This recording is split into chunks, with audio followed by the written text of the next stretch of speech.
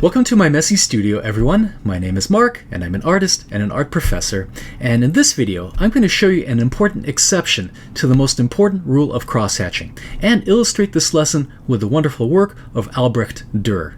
Let's get started. But before we start, I'd like to tell you that my workshop, The Fundamentals of Crosshatching, is this coming Sunday. It's a fantastic opportunity to learn from me directly, have your pressing hatching questions answered, and even get feedback on your work. Please visit my website, the link to which I'll leave below, to register. And if you can't make it, I have this class available on Vimeo for purchase. Okay, back to the lesson. The single most important rule of hatching is to keep the spacing between the hatch marks the same all the way through. So if I'm rendering a sphere like this,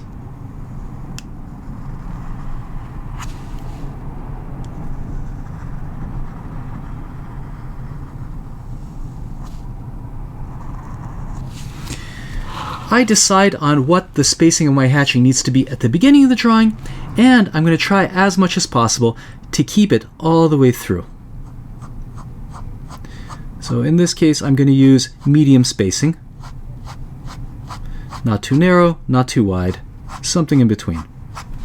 And then, as much as possible, not always succeeding here, I'm going to try to keep the spacing the same. This doesn't mean that the hatch length can't vary. It can. It doesn't mean that the line weight in the hatch can't vary. It also can.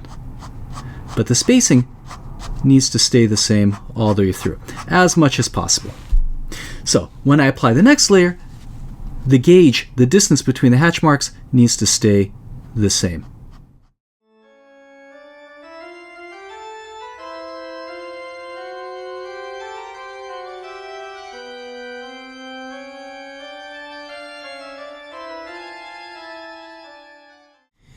The reason why this is important is because hatching is an illusion, whereby through a series of closely spaced lines, the eye is tricked into thinking that it's seeing value.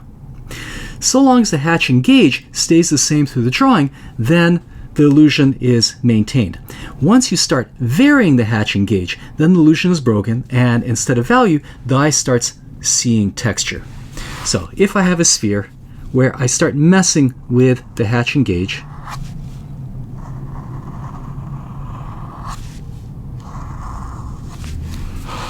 so let's say I set the first gauge, the first spacing, as medium. And then all of a sudden I start making it finer. Those areas where the gauge is set more widely start looking like texture. So if the next layer is very different, especially if it's broader, if it's wider than the previous sets of hatching, it starts looking like texture. Plus, it makes it very difficult to apply flat value and be systematic in the way you build up your contrast.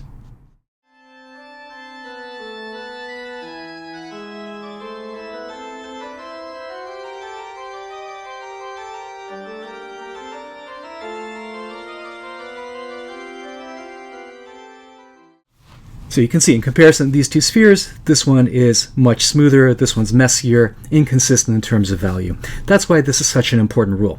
But there are exceptions. And that exception is if you have two objects in the same drawing that have different textures.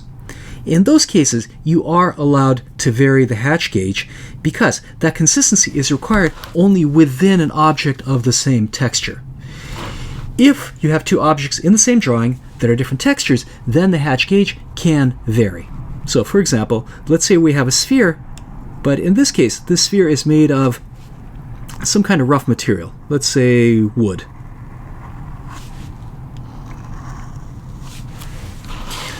On rougher materials, you can select a wider gauge, so wider spacing,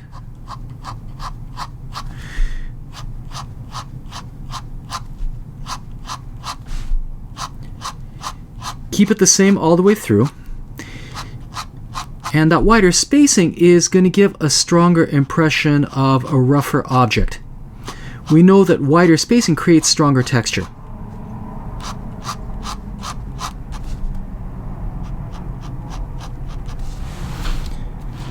So if the object is rougher, you might choose wider spacing to emphasize the sense of roughness in that object.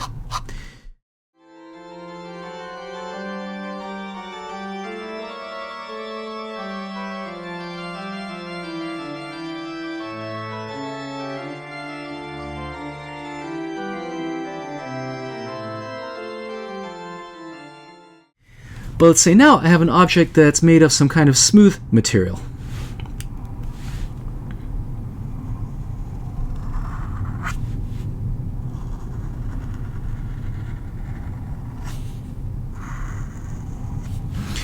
In this case, I can select a narrower gauge because a narrower gauge is going to give the impression that the object is smoother.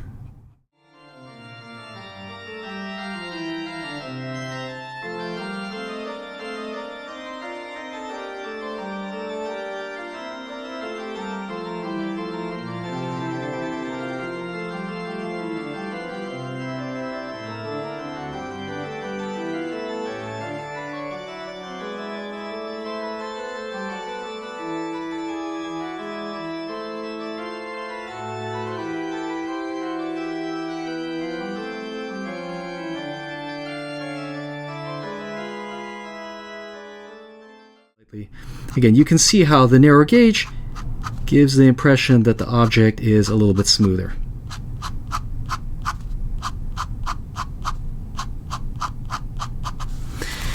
Now, another rule that I set down is that whatever hatching method you select at the beginning of the drawing, you want to stay consistent with it all the way through. So if it's cross-contour hatching, cross-contour hatch absolutely everything.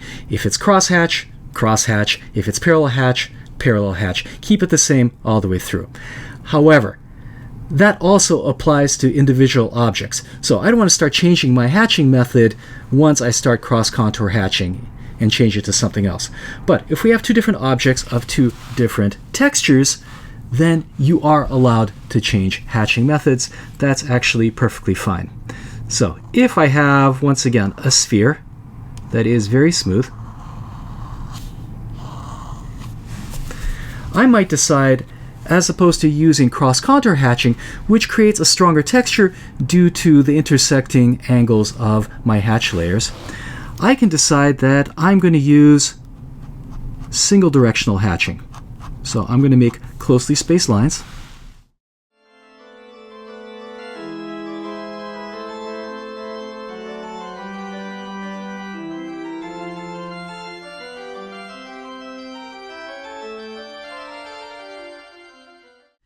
And then in the next layer, not change the angle. So I'm going in with the same direction again.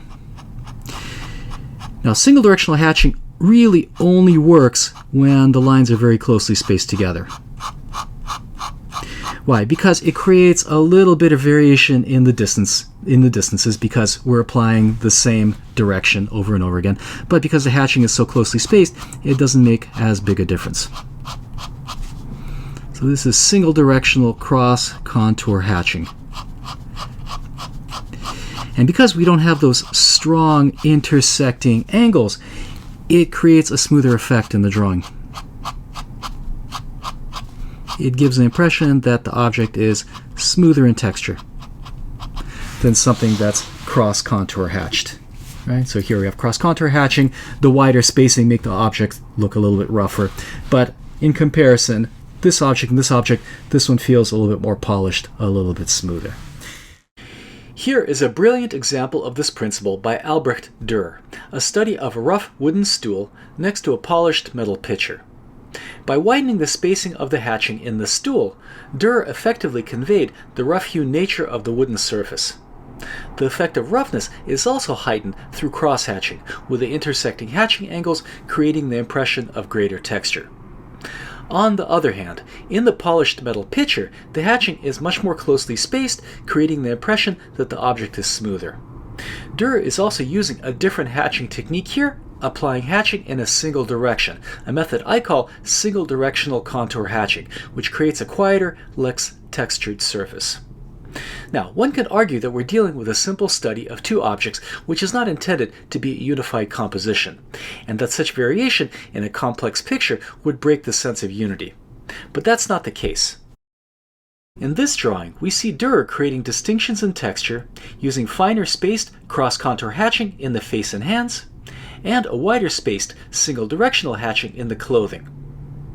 Placing two different gauges of hatch, and even different hatching techniques next to each other does not create disunity, since hatching technique is not the only thing that pulls a picture together. Here, in case more proof is required, is another example of an effective use of different hatching gauges. The wider spacing in the sleeve contrasts with a delicate narrow spacing in the hand, giving those areas a stronger suggestion of softness. I hope you guys enjoyed this lesson, and if you did, please subscribe and stay tuned to many, many others like it. Thanks for watching, and see you back in my messy studio very soon. Bye for now.